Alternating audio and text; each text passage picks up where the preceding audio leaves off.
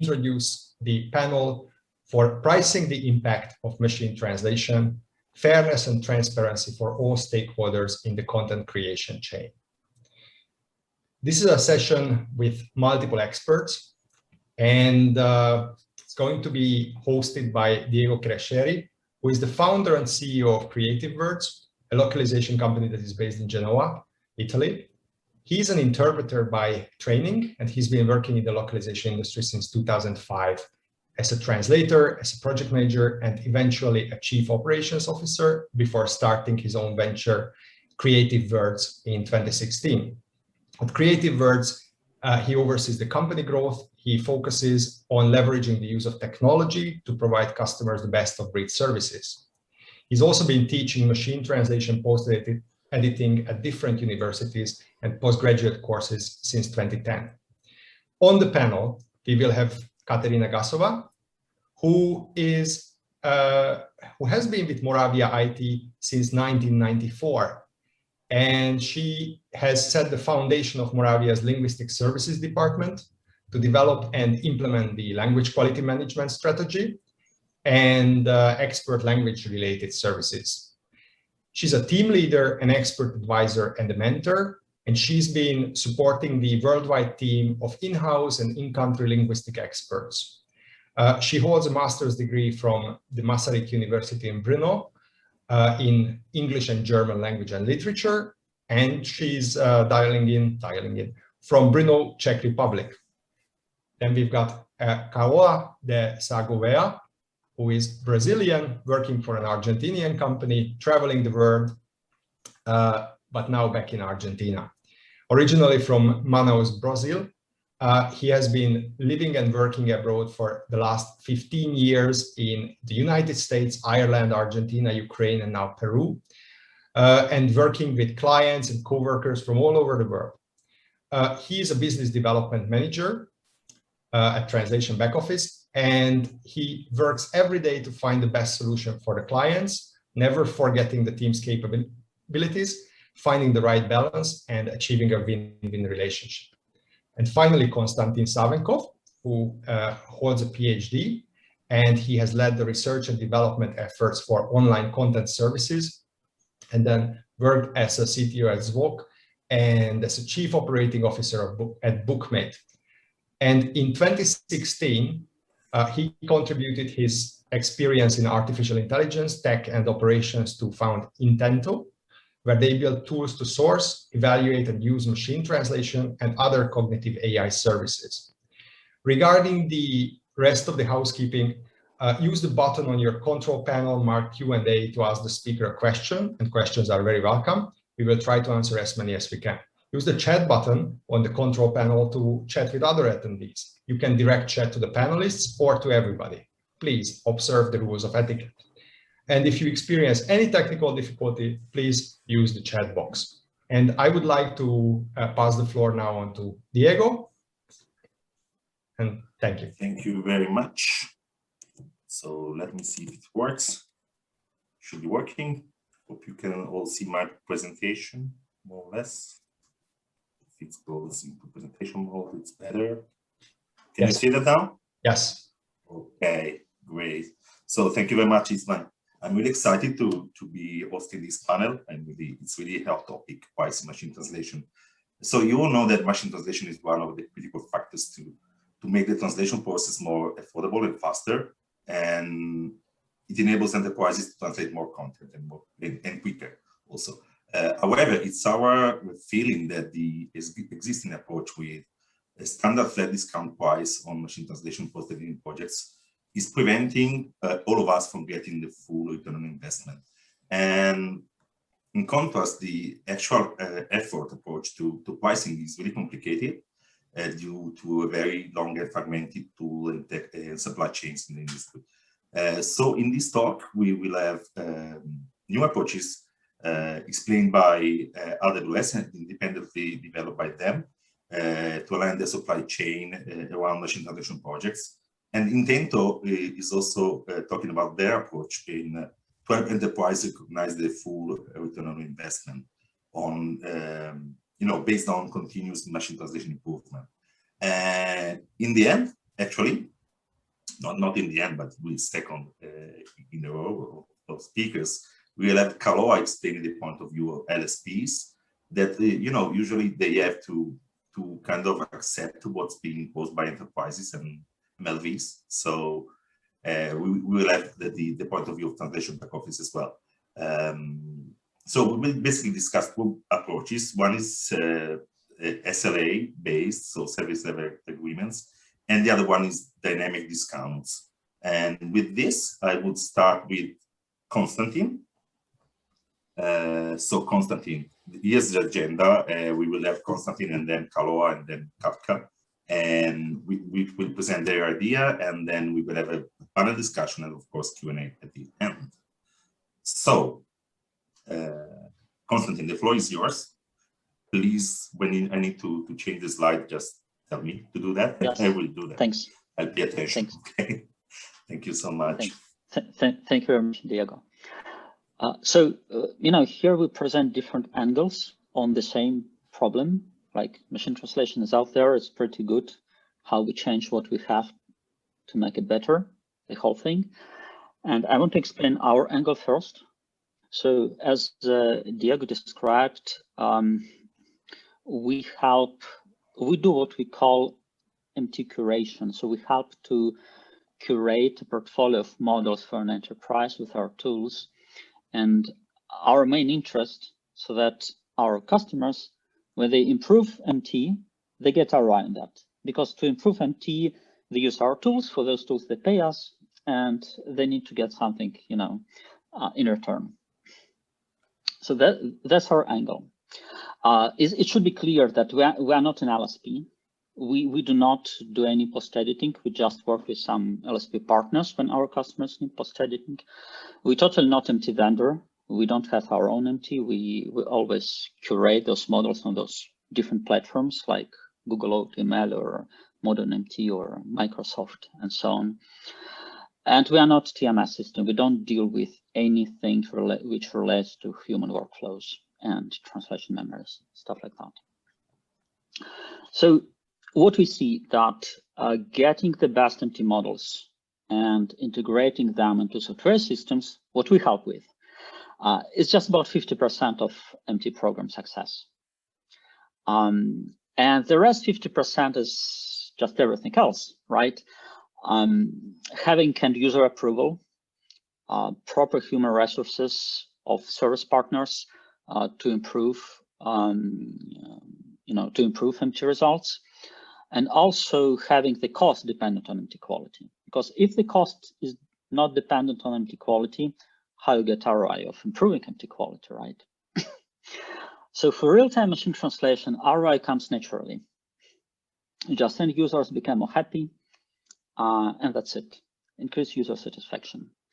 For localization, when post-editors improve MT output, typical situation is that budgets are significant, still company translates just a fraction of what they want to. And in an ideal world, machine translation delivers certain cost efficiency in this situation, enabling enterprise to translate more. And improving machine translation provides a measurable improvement of this efficiency, so that it's easy to prioritize and allocate budgets for this MT improvement. And in this case, post-editing, you may think about post-editing as a way to cover MT deficiencies. And the system is built in a way that every dollar spent on post-editing also improves machine translation through retraining.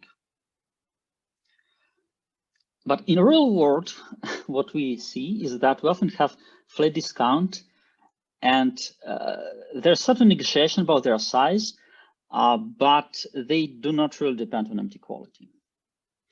And this whole approach is wrong, because if enterprise is able to negotiate high discount, then LSP suffers. And if they are not, if they just get small 15–20% discount, then enterprise suffers. And why does it? What we see that market also gives mixed signals. Some companies report minimal cost savings, 10–15%, or even say that according to their service vendors, their content is not suitable for post-editing. And other companies report 4- or 5-fold productivity gains. And just this year, a number of cases like that reported on conferences and other sources. And as a result, everyone suffers. So some enterprises get just small discounts, so they're not able to allocate resources to have proper MT. And then some enterprises enforce big discounts on LSPs, and they have bad quality, because obviously if you have a large discount which doesn't depend on MT quality, what you do, you find cheap resources and you save on quality checks and stuff like that, probably. I'm not sure, maybe. So we see solution in having, another factor is that why it's all important today, because MT became really good. So we see in projects with double reviews, like including concurrent reviews of our customers, we see up to 70% of MT segments being perfect, not touched, which means there's really something out there. You can save lots of money in terms of unit price, and you can translate much more content. So we see solution is in tailored discounts with an optional SLA on the top, and that's what I want to explain next. Next slide, please. Next, So overall, what approach we see? There's flat discount approach, which doesn't depend on MT quality, and I explain why I think it's bad. There's also an approach of actual time spent, which, as Diego described, is really hard to implement unless it's huge projects, so that you just take post-editors in-house and put them in a controlled environment. There's also an approach which is like some formula parameterized by edit distance, which I believe it's even worse than both, because it combines unpredictability and it's not correlated with actual effort. Because what we found, and also what's reported by many companies, is that when there are some edits involved, not many edits, but not zero, then there is no real correlation with time spent. So you get both unpredictability and you get uncorrelated estimate. We see the solution in tailored discounts, basically when discount is calculated based on activities done in the past, with an SLA on top, which helps to deal with the situation when MT model works well for one project, but that doesn't really work for another. That's the next slide. To explain this model, so tailored discount is calculated based on a more or less objective sorting of segments, of how many edits done to this segment. And by objective, I mean that we can objectively measure perfect segments. It's 0 TR or just unchanged. We can objectively measure what we call corrections. Those are changes in capitalization, tags, punctuation, spacing, not in actual words. Then we can more subjectively measure retranslations, which we consider TR more than 50, meaning more than 50% of segment changed, and it's more than 3 words. And the rest, we don't know, so it goes to this edited part, which has sync discount. But as we, please keep the previous one. But as we improve machine translation, what we see that this fuzzy edited part shrinks and retranslated shrinks, and there's more and more perfect segments. That's where ROI comes from. And then for each of those activities, there are effort coefficients, how much compared to human translation it takes, which are never provided by us in this model. They're provided by actually LSPs who do the job. And that helps us to calculate this discount. But then what we see, there are situations then there are different content types or different projects, so that machine translation works for one project but doesn't work for another. And very often those projects go to different LSPs. So there is no really averaging. Averaging doesn't help, because then one LSP gets fair price, another LSP gets not so fair price because they deal with legal and sorry, it's legal. So what we see a solution which is used a lot in other business process outsourcing situations, which is an SLA. We put some requirements on source content, and if they are met, then give it discount applied. If they are not met, if there's overwork, is being paid according to some schedules. And you may look at the next slide. So given this SLA built on historical metrics, where we say that, okay, at least about 50% of segments, not less than 50% segments are perfect and corrected, and no more than, I think 10% segments are bad, we calculate discount as 50%. So anything within this SLA paid with this discount. Then if there's something outside SLA that is less perfect segments and more bad segments, discount is lower. And if it's mixed, meaning that, okay, we have about the same amount of bad segments, but much less perfect segments, we also can just use this weighted calculation to calculate what the actual discount should be. And I would say what you expect is that actual discount is between this SLA-based discount and this market average flat discount. So this way it works because enterprises, they can budget the whole, the whole amount of based on this market average flat discount. But actually, if MT works really well for them, they can translate more content on this budget because so everyone is happy, and LSPs also get fair price for their work. And on the next slide, I just provide some actual numbers in terms of perfect segments, edited segments, and bad segments for multiple actual projects to different language pairs. And you may see that depending on project, it really varies wildly. So whatever flat discount you will try to put here, someone will suffer anyway. So that's why we are sort of advocating for this tailored approach with SLA. Yeah, that's it. Thanks. Thank you very much, Konstantin. If it works, yeah, that's your content details. Maybe you can even paste them in the chat. Everybody knows you, by the way. So, and next we will have Carola. I'd be better in keeping track of time, Carola. I give you 10 minutes. Okay, you can start whenever you want. You are now muted, though. Okay, now I am here, and okay, guys, thank you very much for coming to this presentation. As you know, I'm representing Translation Backoffice, a company that is the headquarters in Argentina, but we have offices in different places, and we have been working with MT for a fair amount of years now, and with clients of all the big clients, they're using machine translations nowadays. Oh, you're muted again for some reason. Don't know what happened. Yeah, thank you.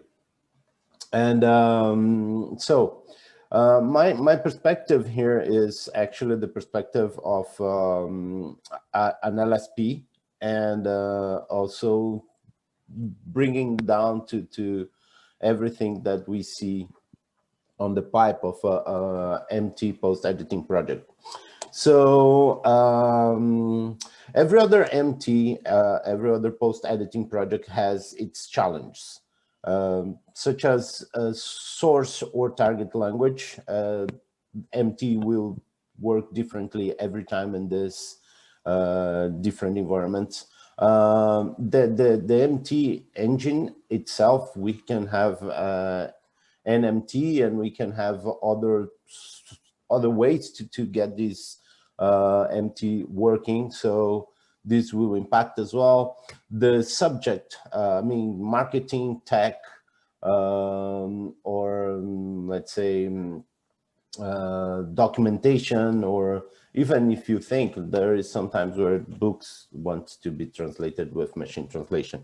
I think that Diego has a great story about it. And the client's expectations is also in place when we are talking about post-editing machine translation or machine translation post-editing. From the LSP perspective, what I will work on this, it's try to show you that an MT project that has, it's similar to a box of surprise.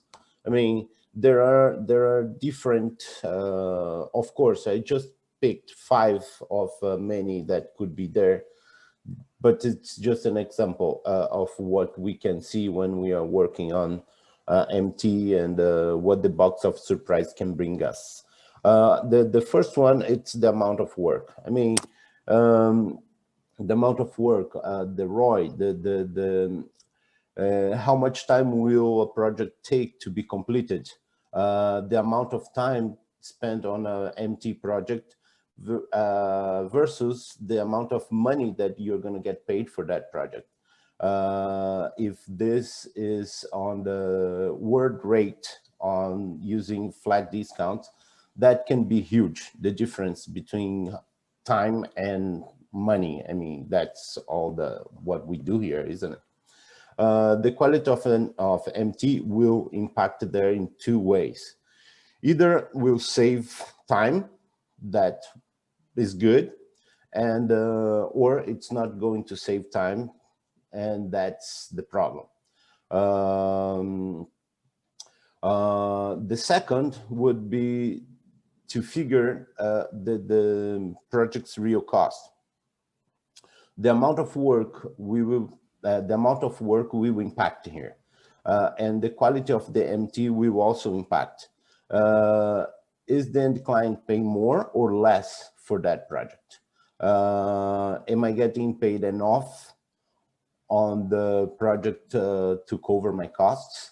That's something that's directly related to the quality of the outcome. So the third one would be when the quality, and I think that this is the biggest problem, because when the quality is good, it's good for everybody. But when the quality is not good, we will have to spend more time, and a low profit project will be like the outcome of that. On facing a low profit project as an LSP, it's something that we can do. We can invest on that. We have done many times. We know that at the same day that, let's say, for the sake of who is in this panel, RWS sends us a project, and it's not the best MT project that we have that day or that week. We know that we have many other projects coming from that same client. We have like time, we have the means to support and invest on that client and invest on that project. On the other hand, what happens when the linguist, and that would be the fourth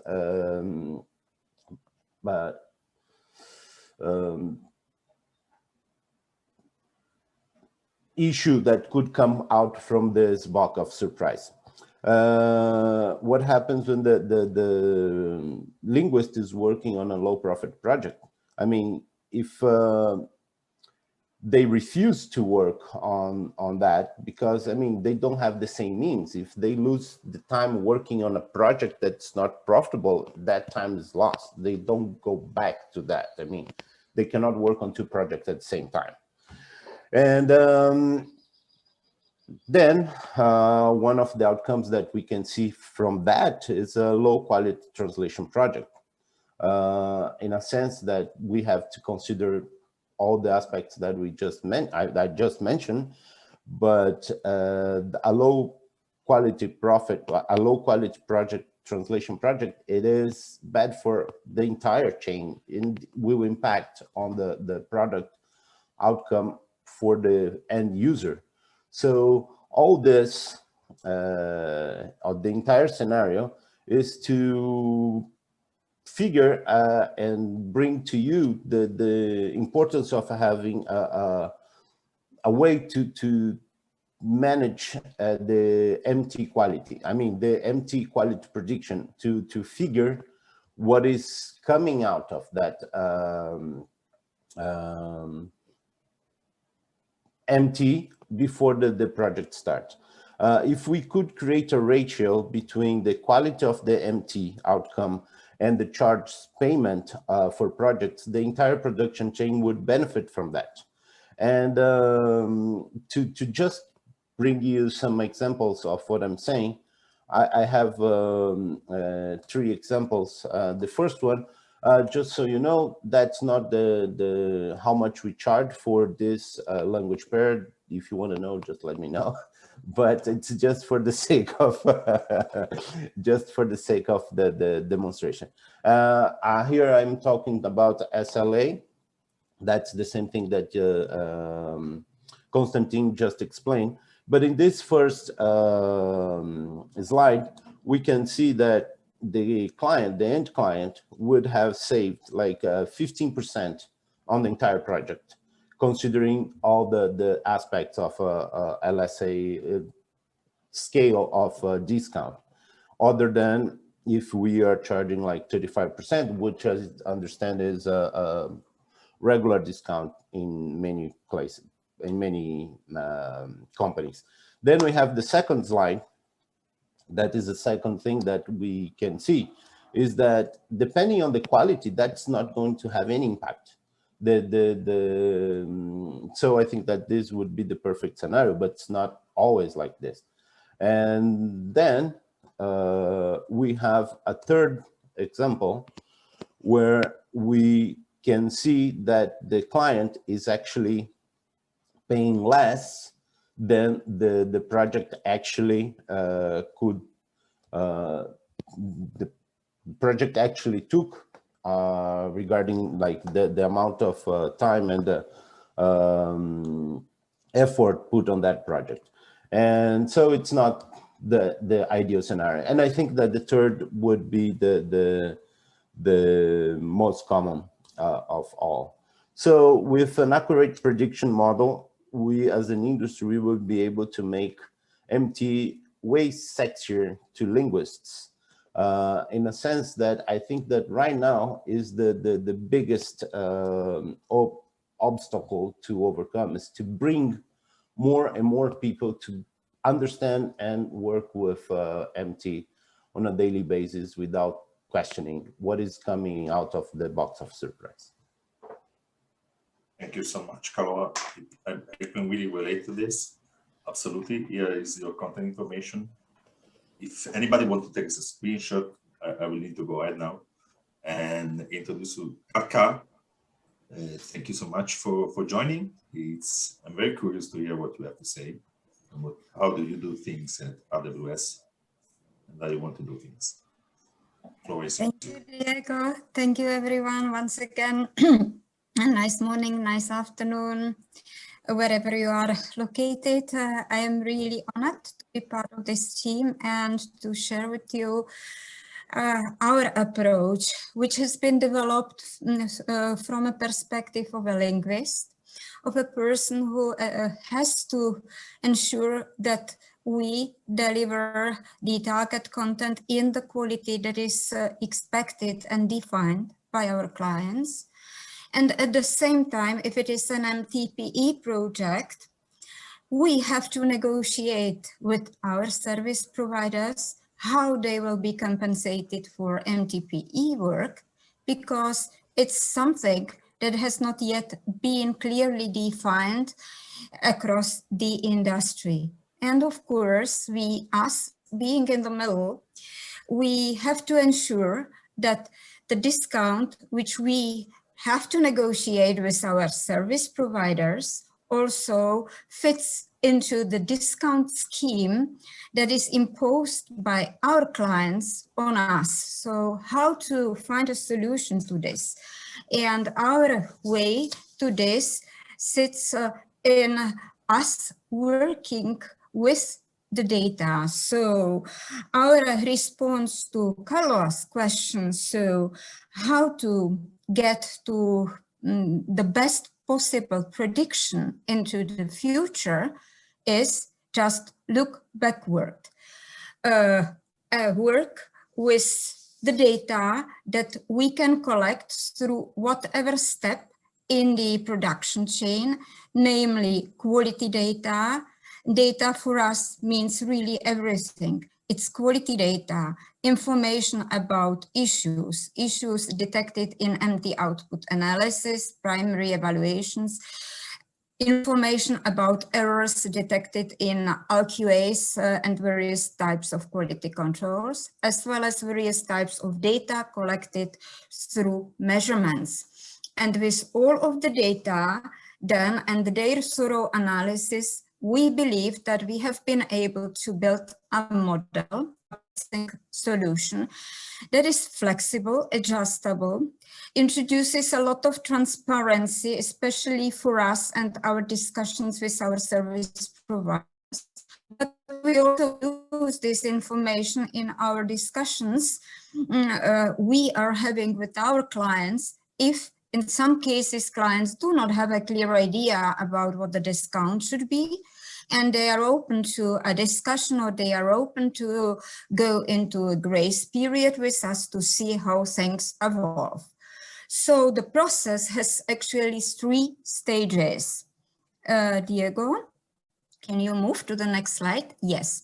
So it is stages which then are iterative and continuous. So the first stage is data collection. Apart from standard quality data that everybody knows, I believe, who is part here, and which is also my favorite topic for a deeper dive. So we collect data coming from post-edited files through a customized system that we have developed, and we measure various indicators. So we measure standard types, we do standard types of measurements. We also have our own proprietary measurement, which is called Red Bull, which is kind of tier, but it also factors in the cognitive efforts. Then with this, we basically can do a deeper dive into the individual jobs or projects per language. And of course, projects are also specific for their content types. So we get an enormous amount of various views and the same language combination across various clients, engines, and project content types. And with that, we can see our cumulative data, which is the pie charts, as well as the detailed breakdown of the tier, so effort per the individual segments, because editing a short segment is a completely different activity if it comes to effort as opposed to editing a segment of 28 plus words, which is the last column in the bar chart.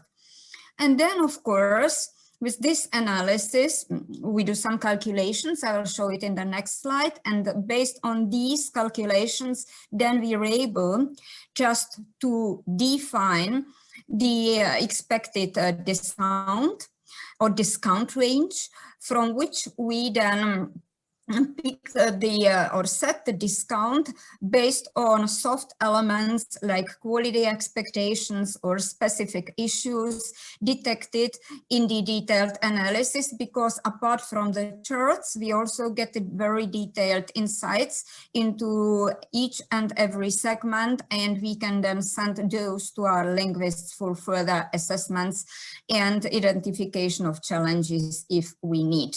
And this process is very iterative and can be flexibly adjusted whenever there is some suspicious behavior observed, either in quality results or in those automated measurements. So Diego, next slide, please.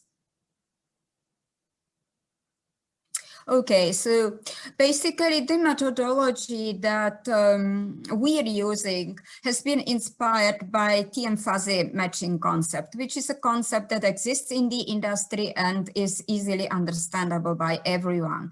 So basically there is some expected effort at the beginning, and then there is invested effort calculated kind of in the end. And it's very simple. The difference between the two efforts, it's actually the savings. So in our understanding, we take the element, these segments or the word count in the greenish zones. We treat those in the calculations using the fuzzy model. You can then fill in whatever fuzzy model scenario you wish. The dark green part is no touch, so perfect segments in Konstantin's word. The light green part is slightly different perspective of how Konstantin looks at these segments, but in any case, it's very similar. And then for the rest, we simply treat everything as new words. So the difference between the expected and invested effort is then the discount range. Diego, next slide.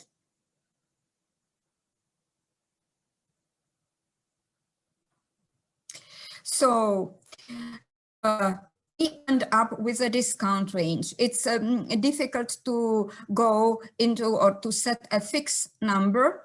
It's better to have a range for any negotiations as well with our service providers and also with our clients. The discount ranges allow for sufficient flexibility then to reflect specific complexities related to the use of various types of reference materials, quality of the reference materials, as well as to look into the visibility of the importance of the content type, etc. So even for the same discount range, in the end, we can have different discounts, and we then iterate those projects on a regular basis. We start based on a historical data. We can do some assessments and predictions on a language-based content, language level for the same engine, for instance, or for the same content type, and a set of similar languages with similar data. So there are different analogies which can be taken. So basically this is how we treat this, and for any of the discussions that we are having with our service providers, we can easily get back to the kind of calculation data to show them easily how many words were left untouched, how many words required just an easy touch, and this then eases any kind of discussion and negotiation. So that's basically how we go around this. And since we have introduced the model, we see improved communications with our service providers, and we also are in a much more comfortable position to go into any negotiations with our clients, because we have data and comparisons of the data, and based on the data, we eliminate any subjectivity or any perceptions. That's our story. Thank you very much, Katka, and here is your links and email as well. Thank you so much. Now I will like to stop sharing my screen, and I will start with the first question for you guys. So we've seen a couple of models here. And my question would be to start, how can you start applying this new pricing model? You can, any of you can apply if you want. So how do you start with that? Where do we start? I don't know, Katka, you want to start? So on our end, of course, Currently, we already have quite enough data for us to be able to build some kind of a baseline. But whenever we receive an MTPE project, we always either we go immediately into the exercise and try to agree with the client that for a short period of time, up until a certain word count is post-edited, we just do not apply any discount, and then we come up with a proposed discount. And the word count limit is something between 2,000 and 5,000 words, which is then achieved pretty quickly, I believe. And then we can start applying the discounts, and then we negotiate, we agree on the next benchmark to revisit the set discounts. This is also applied towards our translators, so that they know what to expect. So it's pretty straightforward. It's supported by the quality analysis, so we collect, as in parallel, we collect also feedback from the translators, etc., which is normal for all of the MTPE projects, I believe. Thank you so much, Konstantin. Well, from our perspective, I think we see two main cases. And again, we come from a very practical standpoint. Practically, if there are an enterprise companies that already have multi-year contracts in place with LSPs, it's not something you can just change right away. So we see two main cases. First is when having a bigger discount enables enterprise to translate some new project, say another 500,000 words to 20 languages. And in this case, these metrics, they can be calculated on some small of this project. And to what also Konstantin Dranch wrote in the chat, in almost any TMS, you can export a project after pre-translation and a final version, and do some simple Python notebook to calculate these things. So in this case, you do this small batch project, you calculate those numbers, and you come to your LSP with a proposal. What about having another 500,000 by 20 words in Q4? If you can use this fair approach, that's how you start. In other cases, when it's just flow of projects, it all starts with first collecting the data. Either taking historical projects, if you had these two versions of them, pre-translated and final, or starting to get this data.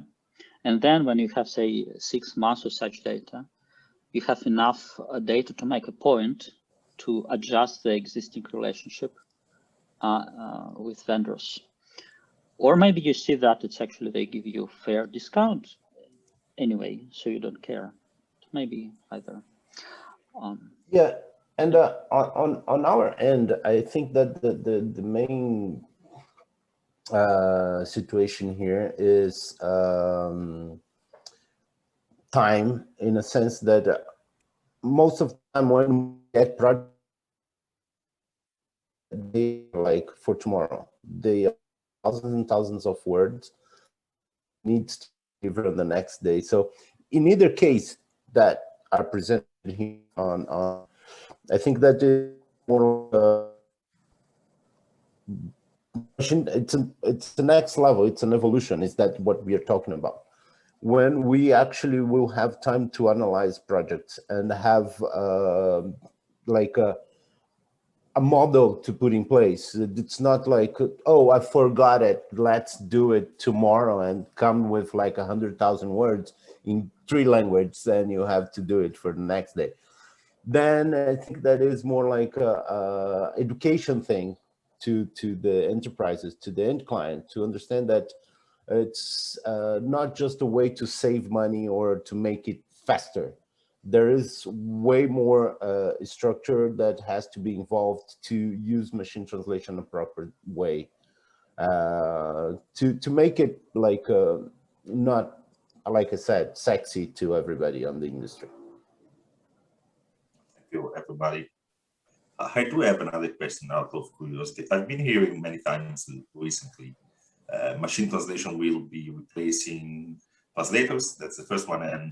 And machine translation will be replacing translation memory at some point. Do you think that this will happen, or will it still be hybrid in some way? That's a good question, because I think that this is exactly when I talk about prediction, it is nowadays with TMs, it's kind of a prediction. You know, you have the word count, you know what is there, you know what is fuzzy, and then you have the box of surprise popping up in different areas, but in a sense, it is there. And the machine translation has all I saw in one of the comments saying whatever we were discussing today will be totally different in like 2 years. So exactly how are we developing this in a sense? What is going to be the interaction between those tools in the future? Because finding a way to making prediction using MT, it's bringing it closer and closer to TM. I mean, it's nice. It's like TM MT, but it's not the opposite. But it would be great to see it happening in the sense that we will go further with MT and more prediction, more. It's easier to work on that. Konstantin, I see you want to say something. Yeah, it's actually a very interesting comment about that. Oh my God, in 2 years we'll be doing something totally different. Well, I have bad news. In 2 years, you will be doing something totally different, regardless of the decision you took today, and regardless of what you're doing today. Otherwise, you're out of business. Sorry. That's the world we live in. A year ago and a couple of months, you did something totally different from what you do today. people who continue to do the same, they're not here. So in terms of how we look into that, translation memories became over time as an asset, like it became an asset for an enterprise. You invest in them.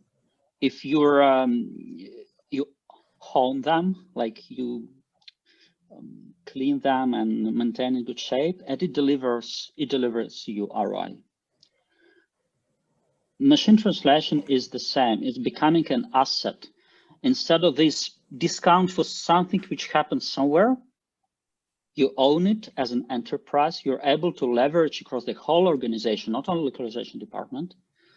And that's it's another type of asset. Now, how they play together, I see that just from technology standpoint, there's a certain discrepancy today, because you have to identify this threshold between TM phases and MT.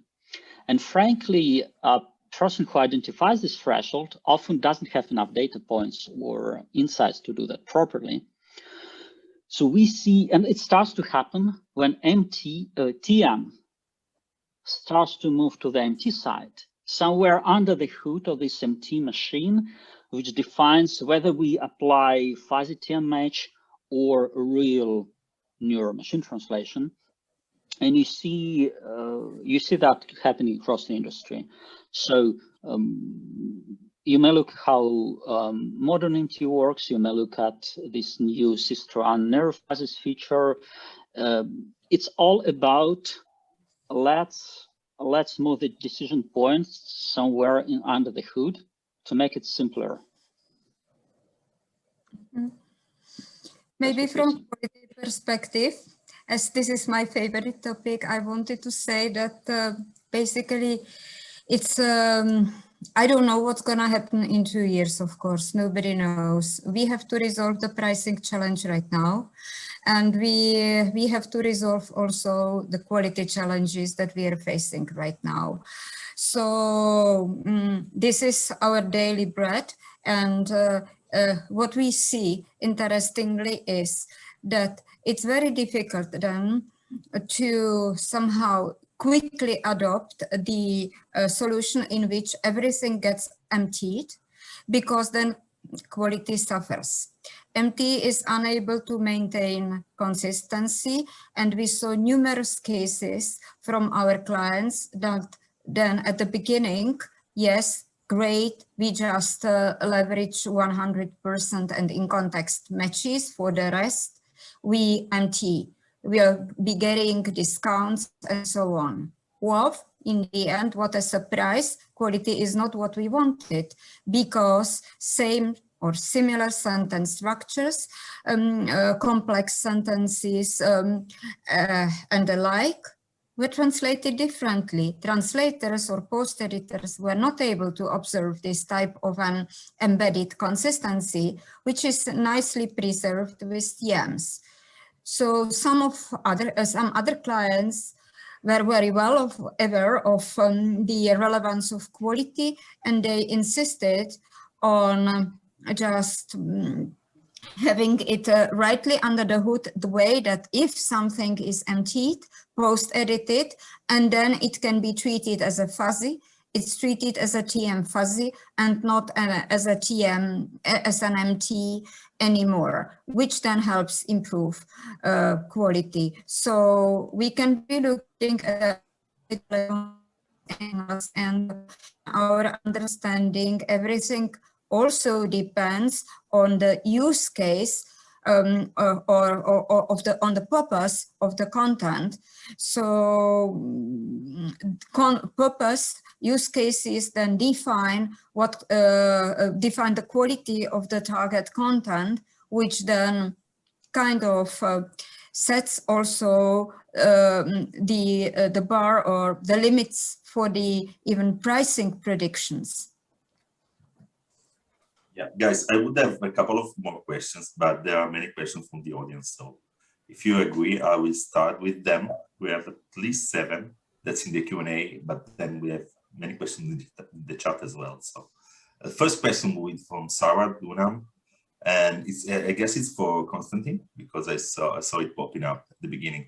Who gets to be the referee as to what is considered perfect, Intento or the customer? That's for you, Konstantin.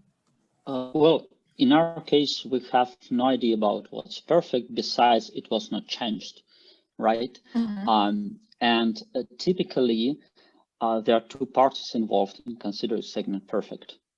Those are 3 parties, sorry, post-editors, LSP reviewers, and in-country reviewers of enterprise customer. So if they didn't change the segment after all those reviews, we think it's perfect. Now, in reality, I've seen different situations. For example, when enterprise thought it's full check, it was actually spot check. And here, there we have quality, QA matters coming in. You need to provide proper QA for the whole this process. Yes. Thank you very much. So one is coming. We have many more. Konstantin, Frank, I will get back to your question at the end, if you don't mind. I'll pick one randomly. Andre MCare is asking, MT has become a commodity. We all know that, of course. And so his question would be, how long until high quality MT will be expected as a free service provided, I guess, by the vendor or the vendor? Do you have any take on this? I have take on everything. I would say we see a different picture. Frankly, we see that this cheap commodity type MT, it's still out there, but a real sort of thing of 2020, 21 is this having highly customized, curated MT engines, which provide this great ROI. It's by far, it's not a commodity. So, and their unit cost is much higher than unit cost, even by electricity. It's like 4 times higher you pay for custom MT. And if you consider costs which you put in data cleaning and preparing those models and updating them, you invest quite a bit of money. Moreover, we're starting to see highly dedicated engines on the market which provide tremendous quality, but they're crazy expensive. For example, Rosetta, very expensive. Or we're just recently come out, like we have a new engine on our sort of landscape. It provides, it's an engine for translating fiction between English and Chinese. It's like about 3,000 words, $3,000 per million words. So we see these highly dedicated niche engines which cost a lot, and they're far from being commodities. Someone curates content and invests in that, and they want to get the money. Yeah, and I think that the discussion is going back to the first question that Diego made. It's how it starts, how we are going to take it to the next level, and it is a discussion that I understand goes much back. I mean, on my very first events in the industry, the machine translation wasn't there yet, on the sense that there was not so many discussions on machine translation, but there was the commoditization of the translation. I mean, how exactly what Konstantin said. I mean, it is a niche, it's expensive, we are investing a lot in this, and how much doesn't reflect on price?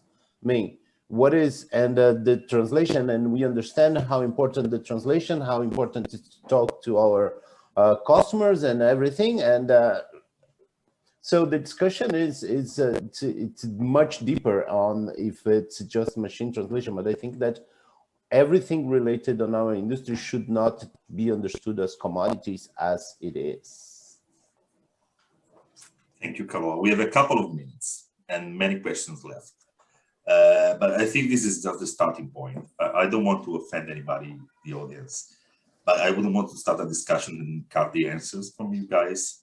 So do you have any final comment to share? And maybe that's the first part of a series of discussions that we can have if GALA accepts us again. Our proposal, we can have part 2, maybe in fall. But again, I do want to start to ask you a question that we don't have the time to answer. So do you have any final take for our audience? Let me pick one. Katka, let's start from you. Mm-hmm. So great to be here. And I believe that we are really at the starting point because it is a challenging topic. It's so much inspiring. And if we want to be fair and transparent, and if we want to get rid of all of these bias perceptions, etc., which influence the feelings specifically with post editors, we have to build our approaches on data.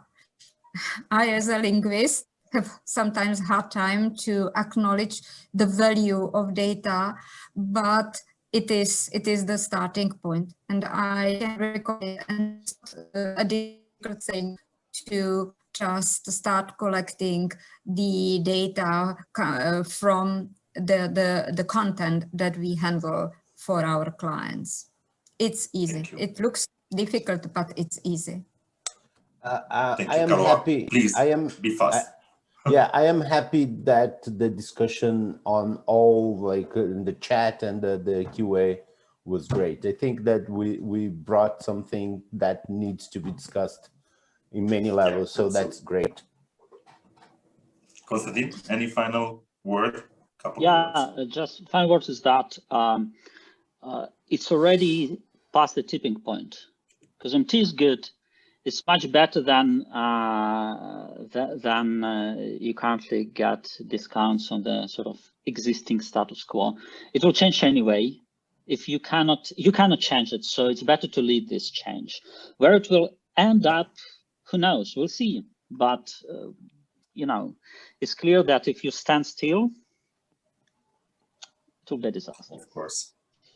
So thank you very much, Konstantin, Katka, and Carola. Thank GALA for hosting this. Oh, I'm sorry we didn't manage to reply all questions, but there were many, so I did my best. Thank you very much. Thank you, Istvan. Thank you very 1 much. minute late, I think it's good. And thanks to everybody on the panel.